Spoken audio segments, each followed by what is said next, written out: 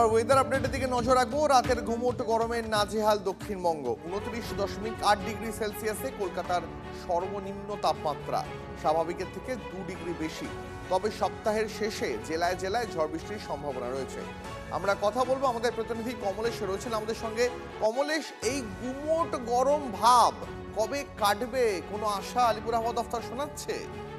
দেখো, গুমোট গরমটা কম বেশি থাকবে, তবে এই যে মাত্রাতিরিক্ত গরমটা পড়েছে সেই মাত্রাতিরিক্ত গরমটা কমার একটা আশা রয়েছে। আগে যেহেতু উইকেন্ডে মানে সপ্তাহান্তে দক্ষিণবঙ্গের জেলায় জেলায় বৃষ্টিপাতের একটা জোরালো সম্ভাবনা তৈরি হচ্ছে। এখন যে বৃষ্টিটা হচ্ছে সেটা মূলত স্থানীয়ভাবে, ফলে গরমটা কমছে না। এই সপ্তাহান্তে সমস্ত জেলায় যদি কালবৈশাখী বৃষ্টিটা হয় তাহলে গরমটা সাময়িকভাবে, বিশেষ করে দিনের তাপমাত্রা এবং রাতের তাপমাত্রা সাময়িকভাবে কমতে পারে। উত্তরবঙ্গে ভারী বৃষ্টির পূর্বাভাস রয়েছে, তবে আস্তে আস্তে এবার উত্তরবঙ্গে বর্ষা আসার পরিস্থিতি তৈরি হতে পারে। কিন্তু যেহেতু কেরালায় গোড়াতেই বর্ষা লেট করছে, আজকে দিন তিনেক পরে কেরালায় বর্ষা আসতে চলেছে, ফলে উত্তরবঙ্গেও হয়তো কিছুটা বর্ষা দেরি করলেও করতে পারে।